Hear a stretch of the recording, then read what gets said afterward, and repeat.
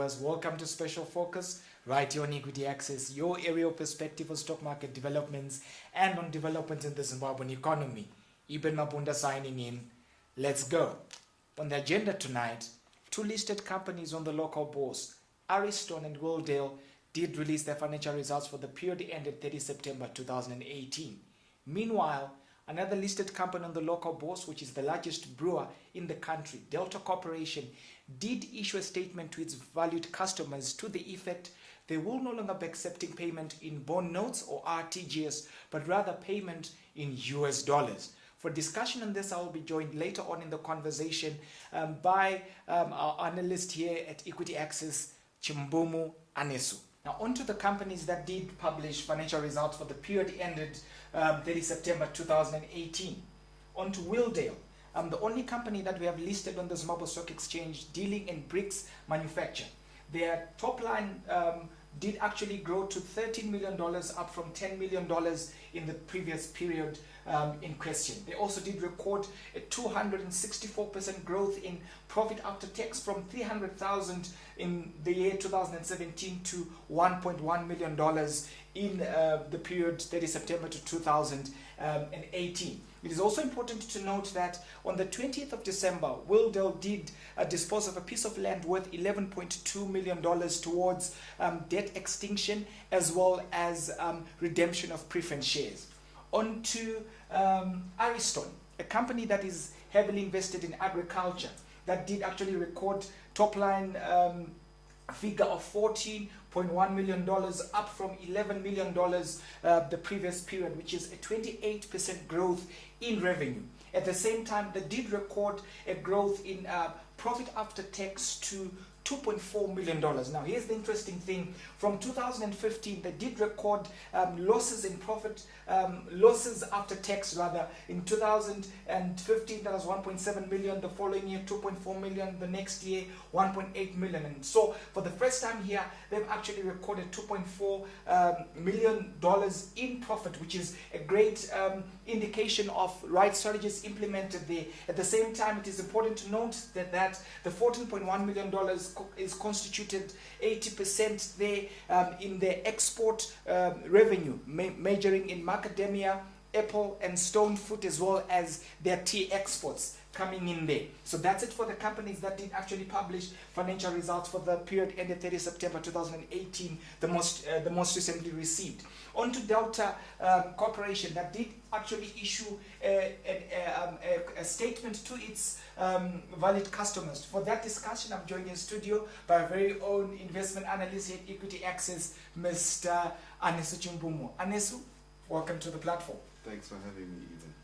Fantastic. Interesting development there. A bold move taken by Delta Corporation, which is the third largest counter on the Zimbabwe Stock Exchange by market capitalization. Yes. Okay. Case being, with effect from the 4th of January, we have prices there being presented in US dollars, not RTGS, not bond. Your take? Like we said earlier on, even Simbisa did the same thing. Rather, Simbisa only just accepted that we cannot only operate on that basis, but then they also would not mind receiving US dollars. Delta now has joined the train, and the train seems to be going faster than we anticipated.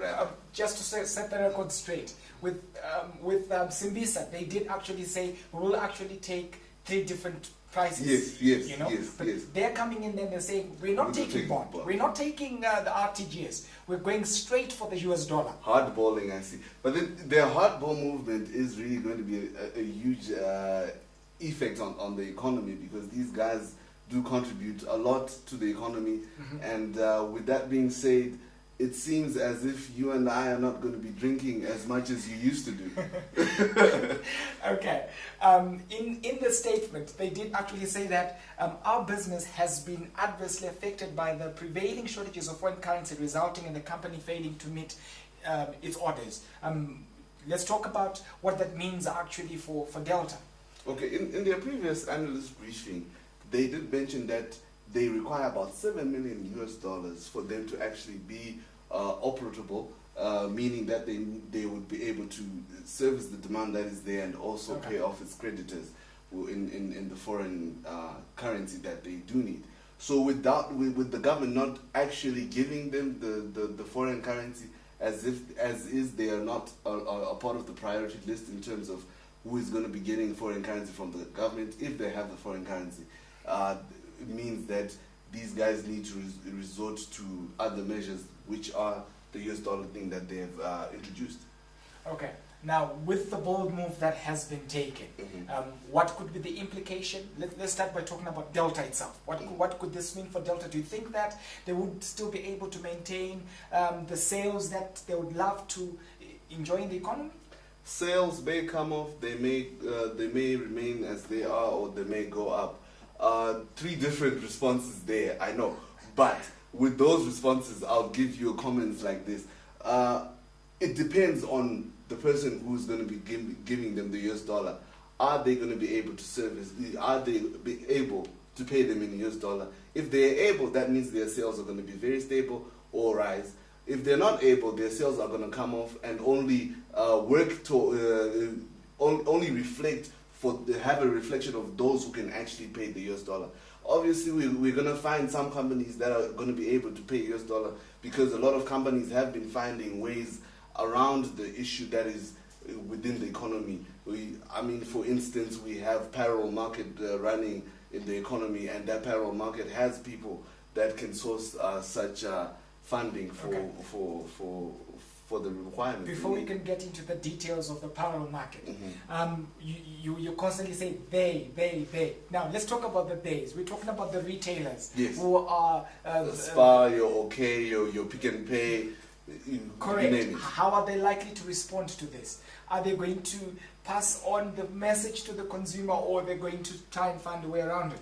Well, obviously, assuming that the final consumer does not have the US dollar, they are going to have to find a way they can go around the problem, which is probably rise up their prices by the payroll rate, which is about 3.5 times. So meaning to say that if they're going to continue charging the final consumer in bond or RTGS, they're going to have to charge their price at a 3.5 times higher rate than it is currently, because they need to get the US dollar for them to pay Delta. Where then will Spar, Pick and Pay get the dollars to actually buy from? Where have they been getting the dollars to keep their shelves full? That would be interesting. So are you suggesting that we could possibly see the corporates perhaps dipping into the black market? I will not categorically accept that statement. Fair enough. We are under the assumption that local businesses have been receiving foreign currency from the central bank. What could this be indicative of? Well, not all local businesses were getting cash from the central bank. Delta was getting some allocation, but then that allocation is no longer sufficient, as they have also purported. So the central bank has run out of the forex. Yeah. In simple terms, we could say that, because with Delta demanding 7 million a month for them to be able to be productive and also secure their assets and the like, that means that the RBZ is no longer able to allocate that to them, which means to effect they don't have enough foreign currency or any. Okay. I want to know, are we seeing a scenario where local businesses are trying to force some kind of a re-dollarization, so to say? Yes, because and if so, looking at a scenario where government is paying the civil servants in RTGS and bond notes, what could this mean going forward? Okay, as I had said, yes, there is a market force that is pushing for the re-dollarization, and the government is fighting against that because they still need to be able to pay their civil servants in the RTGS and the bond note. And with that being said, the government is not looking for their costs to skyrocket by about 3.5 to 4 times. So they'll be very much comfortable in that position where we are at a 1:1 legal rate. But with that in mind, we do know that in 2008, re-dollarization happened before the government actually. Dollarization, not re-dollarization, but dollarization actually happened before the government actually, officiated on that. So with that being said, we know that before 2008, the same signs that we are seeing today, where inflation is going up, where hard currency is becoming more and more scarce, where we see production is becoming less and less, and there's a lot of issues that are to do with the fiscal imbalances and all of that. These signs lead up to 2008, where inflation had to skyrocket to trillions and trillions of percentages, which then meant that your money was losing value by the second, by the minute, and people do not want to go back down that route again. They would rather have the whole process be omitted and do it right now, right there and there, before things really do get out of hand. What is it that is stopping government from just dollarizing? I mean, demonetize the bond notes and then we move on. I mean, if dollarizing happens, that means they need to pay their debts in US dollar. They need to pay their civil servants in US dollar. They don't have that money. That means their costs are going to go up by that much. With a strategy, maybe issue an international bond or something like that. That could happen, but then that international bond would be only very useful for them to actually secure the value that is within the pensions of people and some part of the banking system. Other than that, dollarization is just going to repeat. It's just us coming back to 4 times down the value that we have now, rather than coming down to 0. Okay, so if I'm getting you right, you're saying perhaps government will continue on insisting that there's parity between the bond and yes, the US dollar. It is very much like that. And if they're going to try and solve the issue in another way, probably they'll end up issuing more TBs, printing more electronic money, which is only going to make the situation worse. And this is the real test from Tuli, by the way, because he needs to see and find a way to really solve this issue, because businesses cannot survive on the 1:1 exchange rate that they are saying it is. And if business cannot survive in that, there's no GDP, there's no production, you know. Okay, so what is the way forward then? For the government, they just have to accept the fate that they are facing. But then, other than that, I don't think there's any other fruitful way for them to continue in life. Okay, fair enough. I'll conclude by this. Delta says the company does not trade on the parallel or black market and does not subscribe to any exchange rate between the US dollar and the RTGS or bond notes, as they are not currencies. Mm-hmm. There you have it. Bold statement right there.